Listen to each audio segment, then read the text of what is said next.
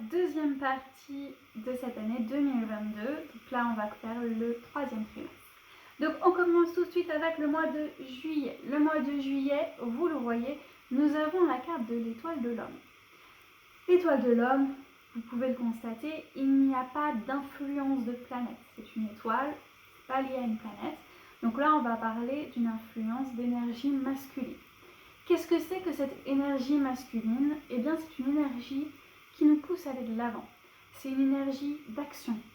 Si vous avez des projets en cours, c'est le moment de mettre les bouchées doubles parce que vous allez regorger d'énergie pour avancer dans ce que vous voulez avancer.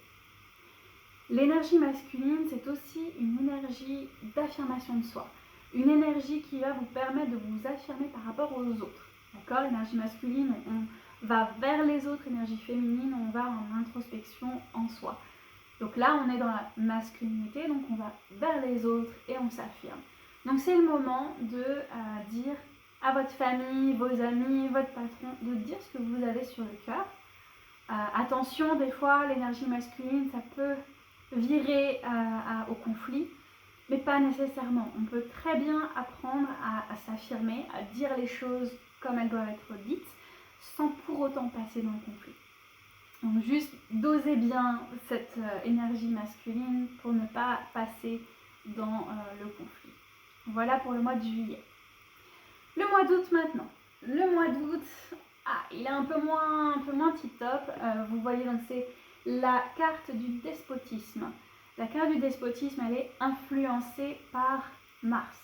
Mars, c'est une énergie de conflit, je vous le rappelle, c'est le dieu de la guerre romain. Donc, on est dans le conflit. Pour ici, c'est pas tant le conflit qu'on va voir, c'est plus, voilà, il y a le côté on vous ordonne et le côté je me soumets. Donc là, on est dans la soumission. Vous voyez, de 1, cet homme, il est attaché à son pilier. Il ne peut pas bouger. Il ne peut pas aller là où il le souhaite. Ça tombe mal pour nous. C'est le mois d'août, c'est le mois des vacances. Peut-être essayer de ne pas planifier des voyages trop éloignés parce que peut-être que votre périmètre de sortie risque d'être restreint.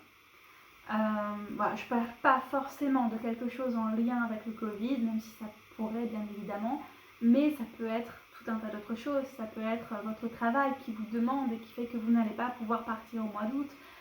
Ça peut être une personne de votre famille qui tombe malade et dont vous allez devoir vous occuper.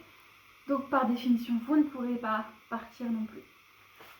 Ce qui est important de voir ici, c'est qu'on n'est pas justement dans je me débat contre ça.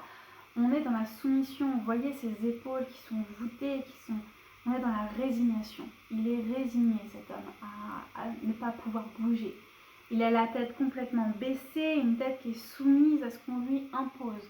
Donc on n'est pas dans je me bats contre le fait de ne pas pouvoir partir.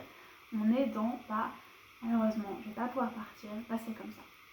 Voilà. C'est pas pour ça que je vais apprécier, mais que je peux rien y faire.